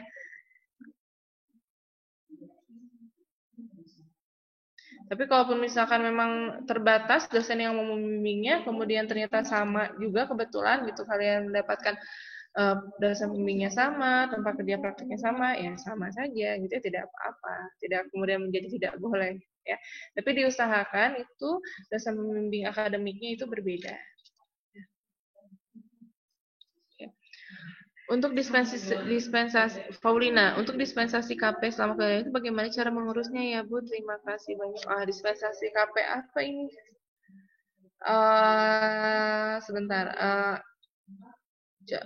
Mungkin Lisa bisa bantu. Apa yang dimaksud dengan dispensasi KP? Oh iya Bu, mungkin ini yang dimaksud oleh Paulina. Bentar. Paulina ya Bu ya? Iya. Itu kan kalau kemarin itu kita melakukan dispensasi KP itu melalui datang langsung ke TU ya Bu ya. Untuk yang sekarang ini Bu, maksudnya dispensasi prosedur kuliah secara online. Iya. Dispensasi kuliah karena kerja praktek. Iya, dispensasi. Oke. Iya benar Bu. Nah, jadi untuk dispensasi ini cara mengurusnya cukup hubungi Pak Yusuf saja. Jadi nanti akan dikirimkan ya sama seperti surat pengantar. Jadi hubungi Pak Yusuf ya. Kemudian nanti akan dibuatkan oleh Pak Yusuf surat pengantarnya. Tapi sih kalau bisa sih tidak perlu dispen ya, rasanya sinkron asinkronnya juga kan sinkronnya kan tidak selalu sinkron ya setiap minggunya. Kemudian juga ya kalau misalkan sebisa mungkin sih ya jangan dispen ya. Tapi kalau misalnya memang sangat membutuhkan itu bisa dibantu. Tapi tadi ya maksimal itu adalah 4 pertemuan, jadi 4 minggu. Gitu. Oke, jadi untuk mengurusnya silakan hubungi Pak Yusuf. Oke, ini dari Samsung J7 Prime. Aduh, ini siapa nih? Oke, izin bertanya, apabila SK dari pembimbing akademik belum turun, tapi dari perusahaannya sudah meminta untuk... Oke, nah jadi ya kalau misalkan memang belum ada, itu coba tidak apa, tapi hubungi saya dulu. Jadi kalau misalkan ada perusahaan yang memang ingin segera gitu ya mahasiswanya itu untuk mulai kerja praktek, itu kalau memang belum ada SK-nya, ya SK pembimbing akademiknya, itu tidak apa-apa, silakan hubungi saya dulu. Ya, jadi nanti untuk kerja prakteknya tetap ikuti saja perusahaan, misalkan mintanya itu mulai ya dimulai saja ya, tapi sambil kerja praktek, sambil diurus juga ya untuk SK pembimbing akademik gitu. Tapi jadi jangan kalau misalkan yang tadi itu kan idealnya ya, tapi kalau misalkan memang ada beberapa kondisi yang istilahnya ya luar biasa gitu ya, di luar kebiasaan, itu tidak kemudian menjadi hambatan untuk kalian, tidak ya. Jadi kalau misalnya memang ada kondisi-kondisi tertentu, ya itu silakan koordinasi dengan saya. Jadi kalau misalnya Bu ini mendadak nih perusahaannya langsung ingin saya kerja, ya silakan gitu ya. Tapi untuk administrasinya itu juga tetap harus ditempuh dan diselesaikan gitu ya. Oke, kemudian ya, jadi untuk Vika ya memang perwaliannya itu untuk beberapa semester ke belakang iya. Nah, jadi untuk masalah ini coba bisa nanti koordinasikan dengan Dikjar ya, dan juga dengan Pak Jaka ya, dengan Sekjo. Jadi ini memang untuk masalah ini silakan hubunginya bagian Dikjar kalau ini ya. Tapi memang aturan itu adalah setidaknya itu membayar bimbingan ya untuk tiap semesternya. Jadi memang yang 300.000 itu dibayar tiap semester gitu. Kayak Rizky Hamdani, ketika sudah diterima di institusi luar untuk penelitian, untuk input dosen pembimbing dari luar yang oke. Ya, jadi kalau misalkan untuk yang pembimbing luar ya, untuk nanti di Sikapeta ya, itu nanti besok kita akan jelaskan lebih detail. Nah, tapi untuk Rizky, jadi kalau misalnya untuk institusi luar itu untuk dosen pembimbing luarnya itu kosongkan saja dulu. Jadi nanti di Sikapeta cukup isi dosen pembimbing satunya saja untuk diajukan, itu siapa. Kemudian untuk yang pembimbing duanya itu biar saya yang mengisi. Nah, tapi harus konfirmasi dulu ya dari mahasiswa yang bersangkutan, misalkan dari Rizky gitu ya, untuk ya bisa melaporkan siapa ya, dan juga CV dari pembimbing luarnya itu siapa. Nanti untuk Sikapetanya saya yang inputkan.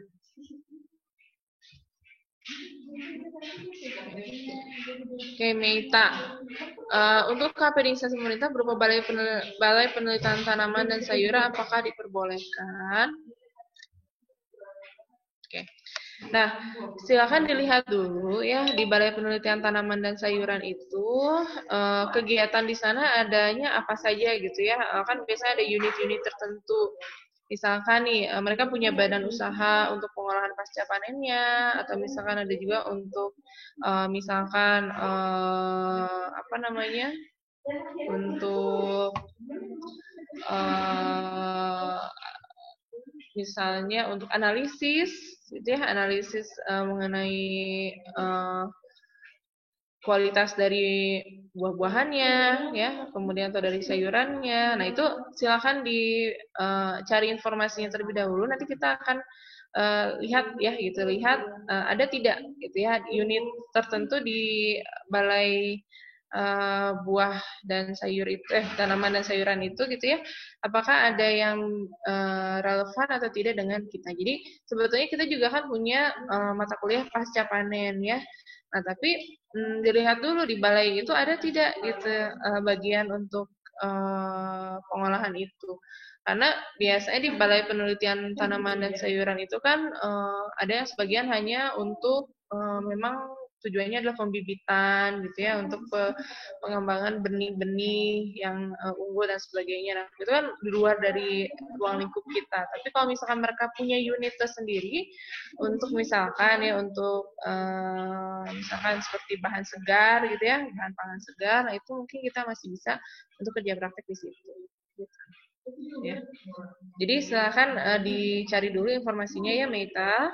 Kalau misalkan memang di situ ada unit-unit tertentu ya di balai tersebut yang bisa istilahnya relevan dengan kita, itu pasti akan saya izinkan. Ya.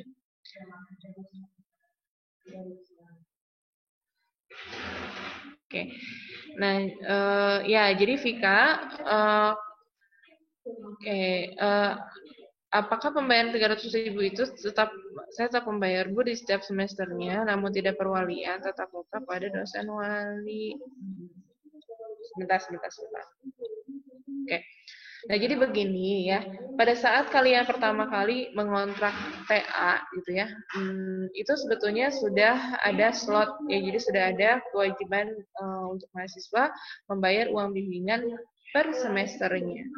Jadi meskipun istilahnya tidak mengambil SKS-nya ya di KRS itu kewajiban 300.000-nya itu tetap ada ya. Jadi uang bimbingan itu tetap ada.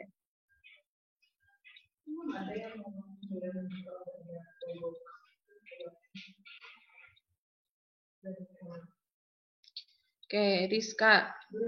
Kalau yang sudah masuk AMS dan sudah mengurus AMS, apakah tetap masuk UNTA juga atau hanya bayar bimbingan saja? Bu Ira?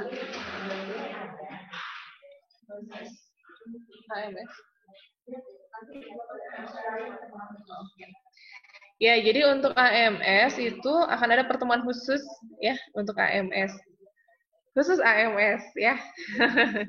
Ditunggu saja.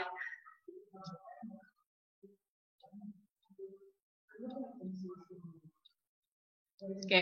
Jadi ini untuk Vika ya, kalau misal saya ini masih jadi gini, kalau misalkan untuk mungkin di KRS-nya ya untuk perwaliannya itu untuk perwalian di KRS itu sebetulnya mungkin bisa diselesaikan nanti ya pada saat terakhir mau sidang rasanya. Tapi kalau misalkan untuk perwalian untuk TA-nya, jadi untuk uang bimbingannya itu memang sudah harus dibayar tiap semesternya. Gitu. Ya, jadi ini maksudnya tidak perwalian tatap muka ini bagaimana? Ya, coba nanti Vika, ini saya kurang jelas juga, nanti bisa langsung kontak ke Ibu Ira saja ya untuk mengenai administrasi ini. Oke, Ridwan Hairul, alur pengajuan sidang skripsi bagaimana ya Bu? Ada persyaratan sertifikat OPMB? Oke, ya jadi sebetulnya sertifikat OPMB itu memang jadi prasyarat ya untuk pengajuan sidang. Nah, sebetulnya harus lengkap ya dari prodi. Bentar kene di jalan tol dub. Dari prodi sampai universitas. Tapi untuk saat ini tidak ya, maksudnya tidak menjadi syarat wajib, tapi mungkin ya nanti akan ditanyakan pada saat pengurusan ijazah. Nah, tapi kalau misalnya OPMB ini boleh ya, kalau misalnya hanya melampirkan salah satu juga boleh, gitu. Ya, jadi Ridwan Hairul untuk OPMB ini ya akan sangat baik kalau misalkan dilengkapi, tapi kalau misalkan memang kesulitan ya, apalagi kalau misalkan dokumennya itu ada misalkan di kota yang berbeda atau misal mungkin ada di kosan misal gitu ya. Nah, kemudian hanya ada salah satu itu boleh dilampirkan saja gitu ya. Nah, untuk pengajuan sidang JISKAP itu bagaimana? Nah, untuk sikap petanya sendiri itu akan kita bahas besok Ridwan ya. Jadi Ridwan Hairul besok ikutan lagi ya, join lagi di sosialisasi sikap peta khusus gitu. Ya. Oke, ada lagi yang mau ditanyakan mengenai KP dan TA ini? Oke, kalau misalnya untuk angkatan-angkatan di atas angkatan 16, 15, ini sudah familiar ya, tapi ini untuk angkatan 17 silakan barangkali ada yang ingin ditanyakan kembali. Iya Bu, mungkin ini ada beberapa pertanyaan Bu dari mahasiswa yang sebelum-sebelumnya pernah sampai kepada himpunan juga Bu. Iya. Mengenai KP Bu, untuk ada beberapa dari angkatan 2016 yang memang sudah mengontrak KP di semester genap. Lalu karena akibat adanya pandemi, jadi tidak dapat mengikuti KP Bu, dan posisi dia belum mengikuti KP Bu. Itu untuk penanganannya tuh bagaimana ya Bu ya? Apakah memang pindah tempat KP dengan dikonsultasikan dengan dosen pembimbing atau bagaimana Bu baiknya itu Bu? Oke, sebentar. Jadi mahasiswa itu sudah mengontrak KP di semester genap, berarti semester 8 ya? Semester 8, benar Bu. Ya, mengontrak KP-nya di semester 8. Kemudian karena ada pandemi, jadi tidak bisa melaksanakan KP-nya, tapi udah dapat tempat kerja prakteknya. Udah Bu, udah Sudah. dapat tempat kerja KP-nya. Oke. Nah, jadi untuk masalah itu ya silakan ditanyakan terlebih dahulu ke perusahaannya kapan kemungkinan akan membuka lagi gitu ya kegiatan kerja prakteknya. Kalau sekiranya memang belum pasti atau tidak ada kepastian, itu silakan langsung hubungi dosen pembimbingnya, ya dosen pembimbing akademiknya. Solusinya bagaimana gitu. Nanti juga kalau misalkan dosen pembimbing akademiknya itu mengalami kesulitan untuk memberikan solusi, nanti pun juga kita akan koordinasikan juga. Jadi jangan kemudian dibiarkan, tidak ya, tetap harus ditindaklanjuti, diselesaikan, dan kemudian tidak menjadi menunda sampai misalnya tidak boleh mengganti tempat kerja praktik, tidak, tetap boleh ya. Jadi kalaupun misalkan ingin misalnya dilanjutkan, ya kita lanjutkan. Kalau untuk solusinya apakah mau diganti tempat kerja prakteknya atau misalkan nanti kita akan melakukan atau menggantinya dengan kebijakan tertentu, nanti itu kita akan sesuaikan gitu ya. Jadi segera jadi kalau misalkan selama ada, jadi begini, pada saat kalian kerja praktek ya, karena sudah punya dosen pembimbing akademik, itu kalau misalkan ada kendala apapun itu terkait dengan kerja praktik, itu silahkan ya minta tolong ke pembimbing akademiknya. Jadi tidak hanya masalah pembimbing akademik itu ya pada saat kerja praktek itu bukan hanya untuk membimbing laporannya saja, tidak ya, tapi juga untuk membantu kalian jika kalau misalkan ada kendala di tempat kerja praktek.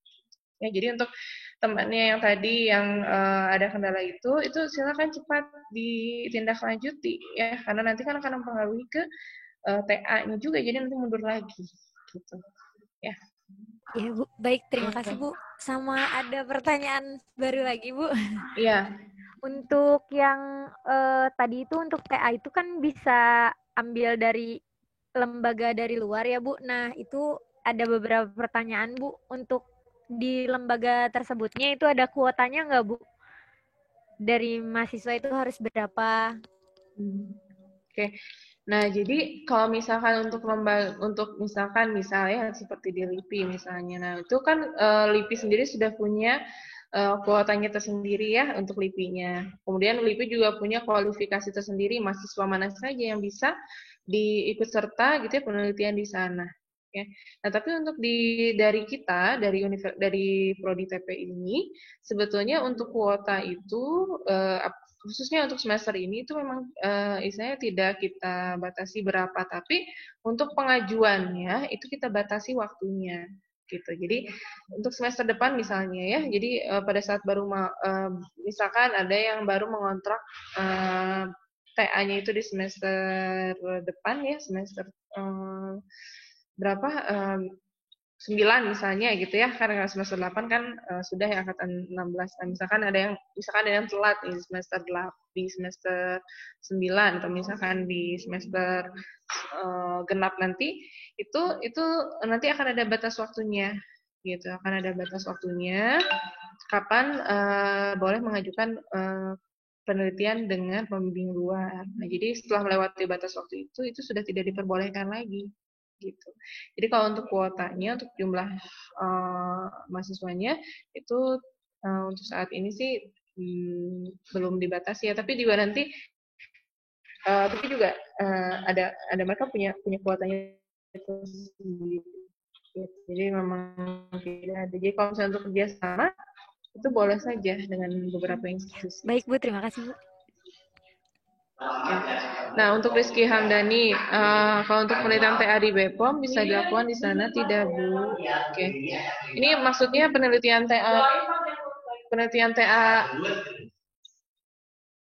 TA di BPOM ini. Oke, begini ya. Jadi di BPOM sendiri itu kan ada kalau misalkan memang di sana itu ada ada project gitu ya, itu sebetulnya bisa, asalkan memang tadi kita dengan pihak karena nanti akan dijelaskan juga mengenai sistem kerjasamanya dengan prodi. Jadi sebetulnya boleh saja ya dengan institusi luar. Nah, tapi tadi harus dikoordinasikan dulu mengenai misalnya ya bentuk kerjasamanya dengan beberapa dengan institusi itu. Nah, jadi untuk BPOM sendiri itu harus jelas. Kemudian tadi ya kualifikasi pembimbingnya dan juga tadi mengenai topiknya. Kemudian nanti dilanjutkan dengan nanti bentuk kerjasamanya akan seperti apa dengan prodi. Jadi bisa, tapi memang harus dikoordinasikan terlebih dahulu. Gitu, ya. Nah, untuk persyaratan bebas perpus itu minta ke siapa? Itu minta ke perpusnya. Jadi ke siapa ya, Bu? Wah, siapa ya? Sebentar saya tanya dulu.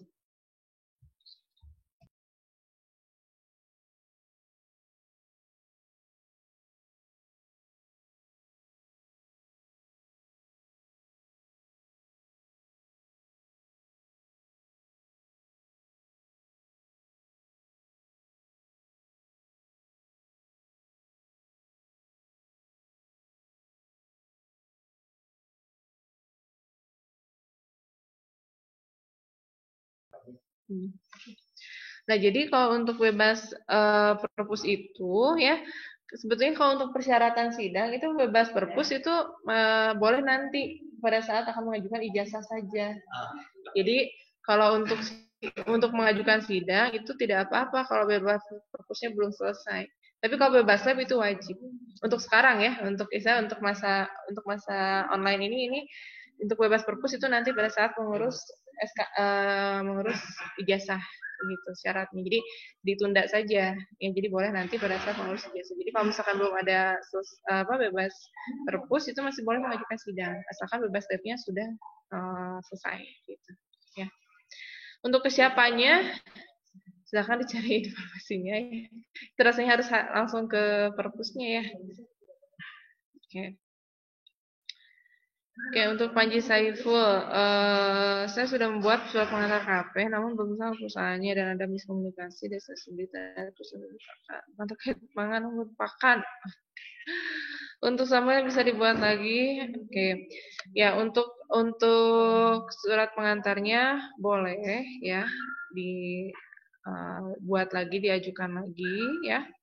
Silakan saja ke Pak Yusuf ya. Tapi nah tadi ya mohon di awal ya itu makanya diperhatikan ya untuk tempat kerja praktek itu sesuai atau tidak dengan teknologi pangan ya.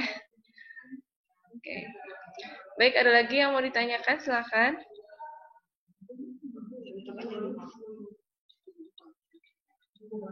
Oke. Kita ada waktu ya sampai jam 3:30. Ya, ada waktu 8 menit lagi. Silakan, ada yang mau ditanyakan kembali?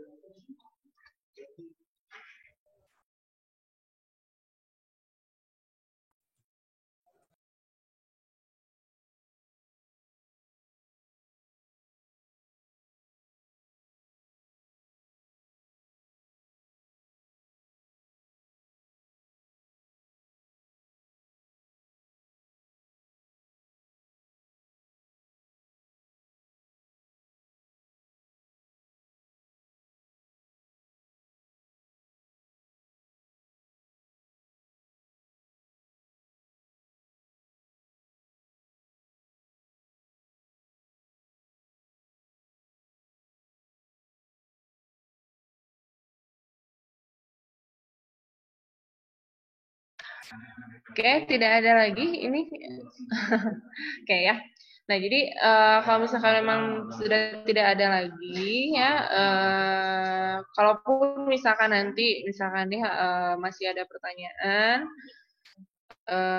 yang lain ya, yang sifatnya itu lebih spesifik ya, lebih individualistis, itu boleh ya nanti dikoordinasikan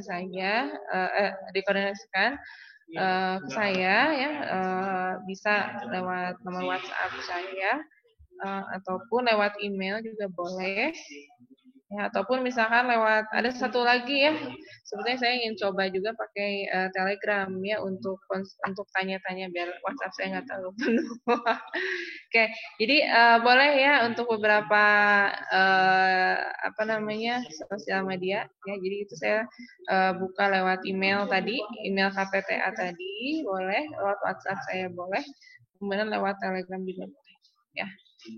Kayak itu. Tapi kalau misalkan ada pertanyaan apa mengenai sifatnya administrasi, itu silakan hubungi ke TU dulu mungkin ya.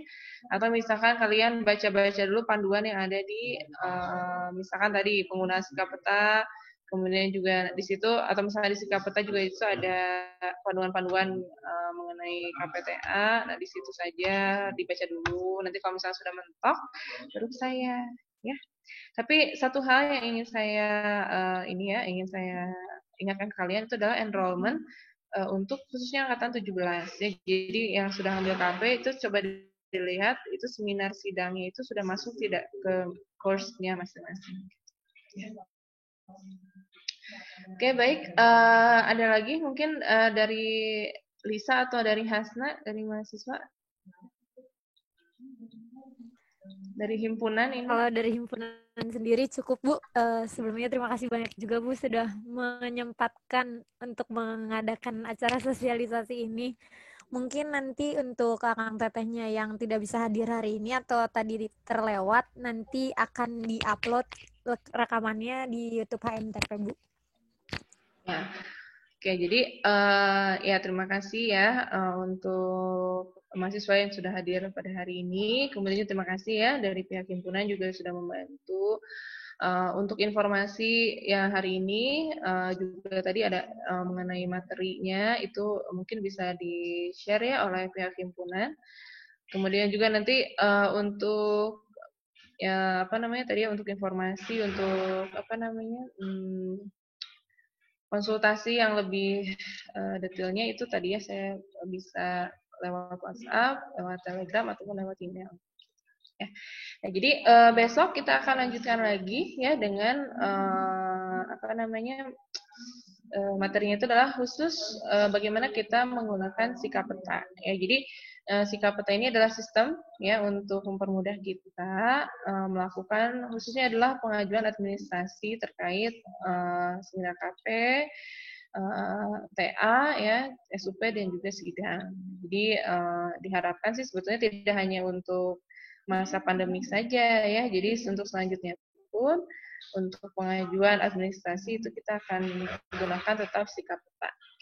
Ya, kalau misalnya kalian ingin baca-baca dulu mengenai panduannya, itu ada di website itu adalah kpta.teknik.unpad kpta.teknik.unpas.acid ya. Oke, nah itu kemudian di situ kalian ada panduannya untuk mahasiswa itu akan dibuka. Itu sifatnya teknis ya. Nanti besok kita akan coba saya akan jelaskan ya step by stepnya bagaimana cara input dan sebagainya gitu, ya. Baik, kalau sudah ada saya kembali lagi kepada Hasna. Silakan.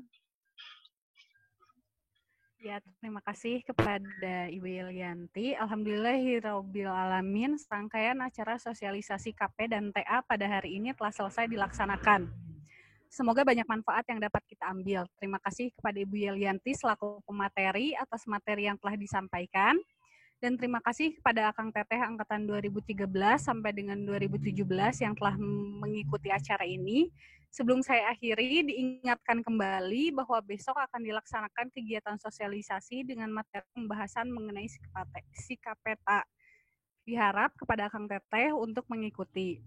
Dan mohon maaf atas segala bentuk kekurangan dalam memandu acara ini. Semoga kita selalu dalam lindungan Allah Subhanahu wa taala. Amin. Wassalamualaikum warahmatullahi wabarakatuh. Waalaikumsalam warahmatullahi wabarakatuh.